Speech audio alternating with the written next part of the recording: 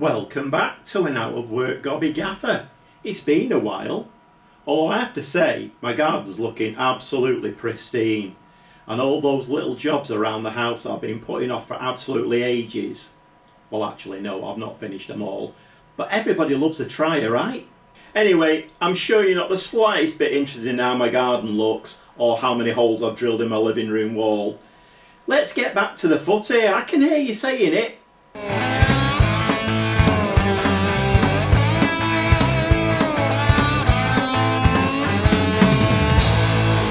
I have been applying for jobs. I even went for an interview.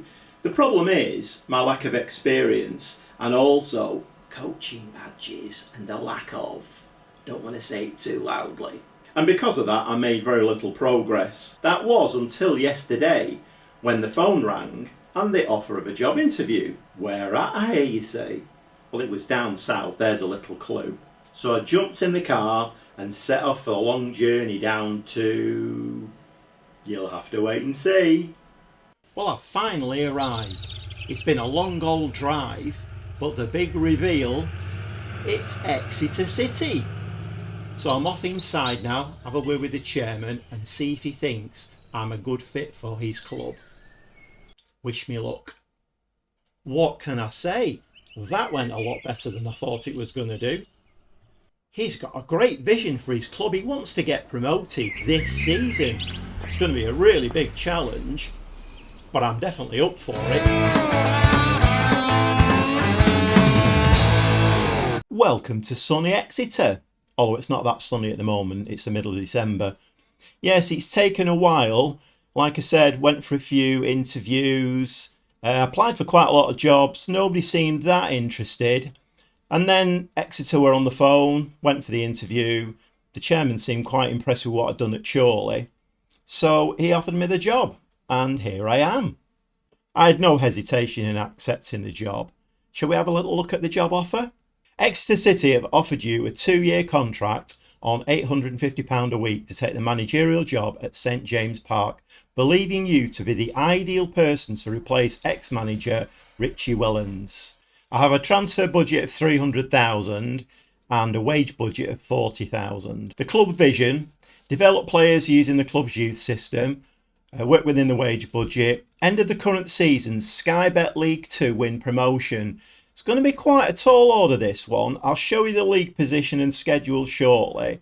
Any manager coming into a brand new team and maybe trying to bring in a new tactic or even utilise the existing tactic, there's always a reason why a club kind of mid-season changes manager. There's always a reason for that. Either the manager moves on to bigger things, or more than likely the manager is not coming up to expectations, and that's why they bring a new manager in. So I think it's a little bit of a tall order, but let's see how we do. So if we carry on there, FA Cup reach second round minimum, Papa John's Trophy be competitive. At the end of next season, they want to attempt to remain in 𝐶𝐈Bet League 1, and then that's the ongoing vision.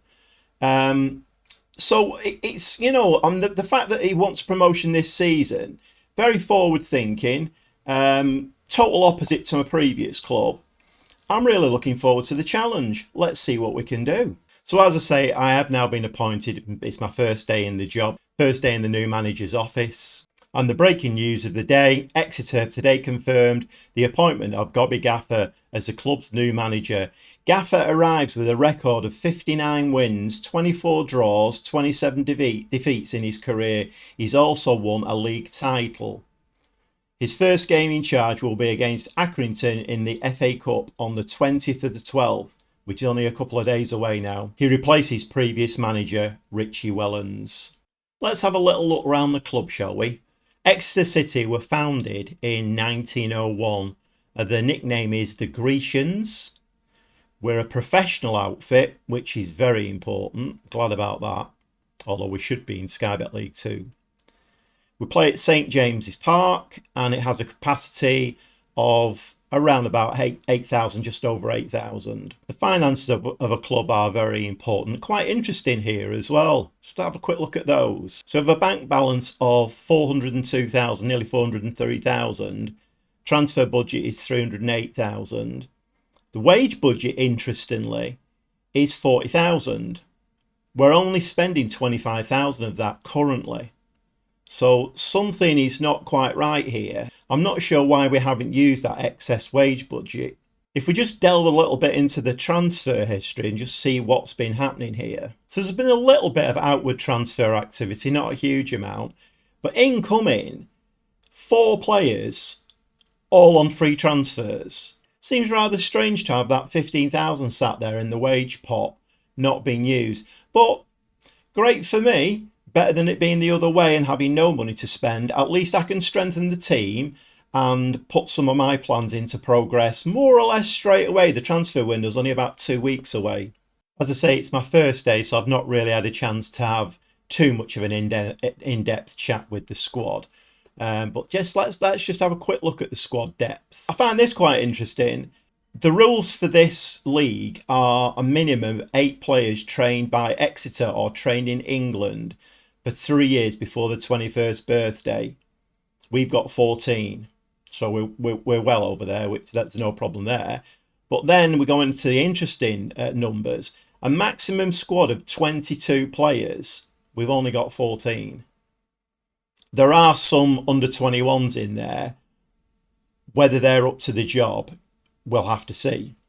And as we can see, we're just meeting the minimum squad size of 14 players. We're just meeting it. I'm not quite sure what's been going on here, but believe me, we are going to sort it out.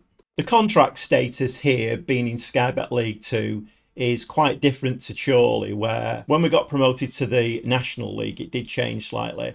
But we have none of that 1-year contracts, non-contract and all that palaver. We have none of that here.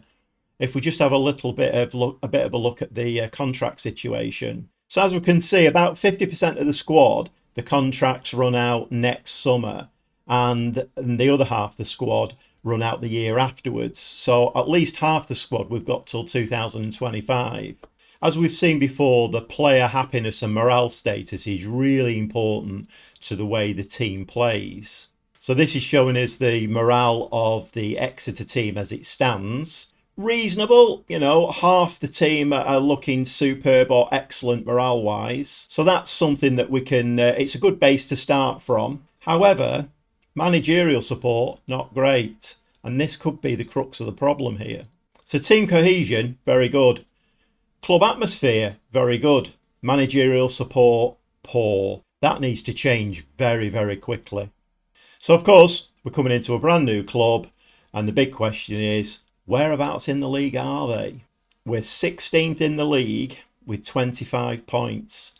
Top of the league of Forest Green on 40. I think you can now see when I said it's going to be a bit of a tall order, it is going to be a tall order. Only time will tell whether the board will have enough patience for me to bed in, bring some players in and try and get us on some kind of a winning run. Because if we look at the schedule, this has been Exeter's form this season, and as you can see, it's not been great. In fact, up until the win against Crawley, they'd had a fairly disastrous run. What's that? 4 defeats and 3 draws. Not the greatest of form, I think you'll agree. We need to turn that round. And we'll be aiming to do just that in the very next game, which is coming up now very, very quickly against Accrington. It's the FA Cup second round replay. So what did we do in the first game? 1-1 draw at home against Accrington. So we're actually going to their place now. Obviously, it's a more difficult game.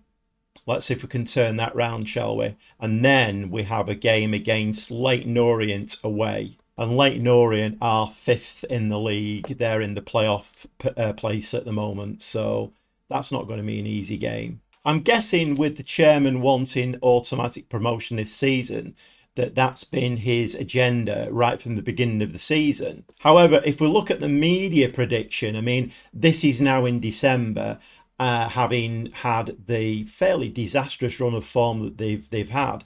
But if we just have a look at the media prediction, now I'm not quite sure what this was at the beginning of the season, but the media prediction now at this moment in time is for us to finish 19th, which is a long way off promotion. We do, however, have one player in the media dream 11, Stubbs the centre half.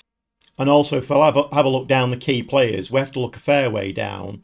But our goalkeeper, Sinisalo, is in there as well. So I think you'll agree that's been an exciting little run round Exeter City Football Club.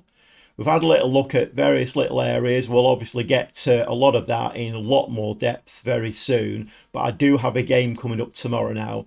So I'm just going to nip off, have a word with the players, try and sort some tactics out for what we're going to play against Accrington in the Cup. So we'll see you then when we come back for Accrington and Leyton Orient in the league. If you've enjoyed that, please give me a like, subscribe to my channel, and we'll see you next time for more from me, the Gobby Gaffer.